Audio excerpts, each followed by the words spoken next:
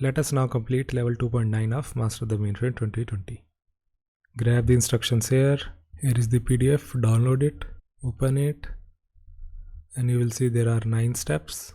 Let's complete step 1. We have to SSH into our ID and open bash.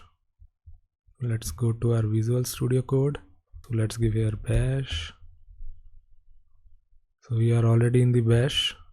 Then we have to look at dslist.py. So let's go to Unix System Services. Here I can see dslist.py. Click on it. This is the content of dslist.py. Then we have to run this program using this command. So go to your bash. Here, copy paste the command python 3 dslist.py. Press enter. The program ran successfully, and this is the output of the program. So step 3 is also complete.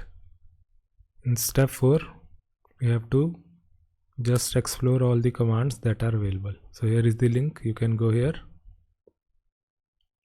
and you can see all the commands that are available. Then we have to go to this dataset, MTM 2020 public customer 16. Let's go there. Go to datasets, MTM 2020 public.cust 16. And this is the content of this dataset. This dataset has more than 1500 records. Then in the 6th step, we have to learn the Luhn algorithm.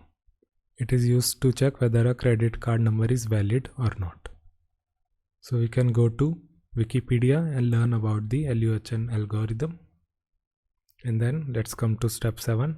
We have to modify cccheck.py. So let's go to Unix System Services, cccheck.py. Click on it. This is the content of this dataset. We have to modify this program so that it uses the Luhn algorithm. A sample code is given in luhn.py. So here is luhn.py. We have to use the logic that is given here and put it inside cccheck.py. So let's copy this code here, luhn.py, copy, go to ccpy. Here let's define it here. We have to remove this logic and we have to replace it with Luhn algorithm. So let us now copy our Luhn algorithm here. We don't need this part. This is just a test part. We are just testing whether this algorithm is working, so we can remove it. And also we can remove this whole logic. This whole function can be removed. So let's remove this. Also, instead of easy1, we have to give Luhn. So earlier it was calling easy1 algorithm. Now it will call Luhn algorithm. This one. Also we need to change the CC digits. This line of code is telling us that the credit card number is starting from column number 8 and ending at column number 16. But when we go to the file, then you will see that the credit card number is actually starting from column number 5. This is 5 and it is going on till column number 21. This is the 16-digit credit card number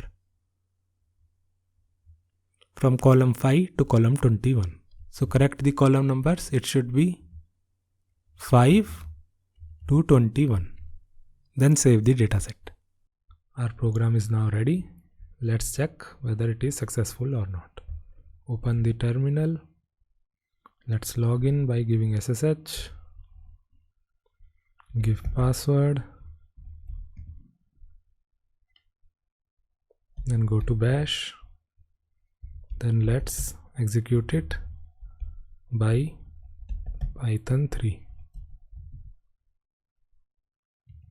cccheck.py, let's execute.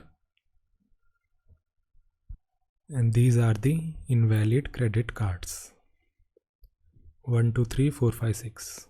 So these 6 are the invalid credit cards out of the 1500 records. So our execution was successful, and now it is, in the end, it is showing us when you are ready to write your report, uncomment the last line. So let's uncomment this. It is writing to the output dataset. In the output dataset, we have to give a dataset name. Let's call it Z072.output.cc invalid. So this is the output dataset. These invalid credit cards will be written in this dataset. It does not exist now, so we have to give a command dataset.create. This will create a dataset. Let's give Z072.output.ccinvalid, and then let's tell it is a sequential. So the first step, we are creating a dataset output.ccinvalid, and then we are writing to it using report output. So all these credit card numbers and this report will be written inside this ccinvalid dataset. So let's save it. Let's run it again.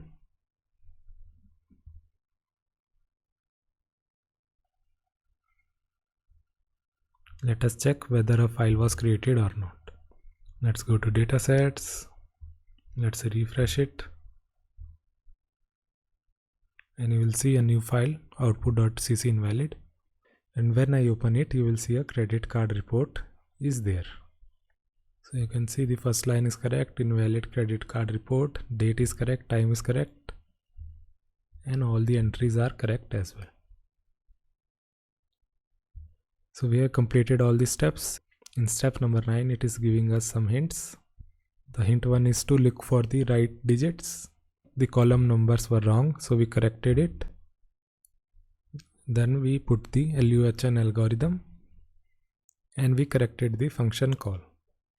So our step 9 is also complete. Now we just have to run the chk2 job. Let's run it. Go to public.jcl. Here is chk2, submit, job submitted. Let's go to jobs. Here is chk job. Let's expand this. Here is system print. And you will see ZOAU2 is now correct. So this challenge is also successfully completed. Let us now go to the web page. Let's refresh it, and you will see 2.9 is not there. It is now in the completed tab. So 2.9 is completed. Now we have completed level 2 as well. In level 2, level 2.10 and 2.11 are optional. These are bonus challenges. So even if we not do it, our level 2 will be considered complete. Let's complete level 2.10.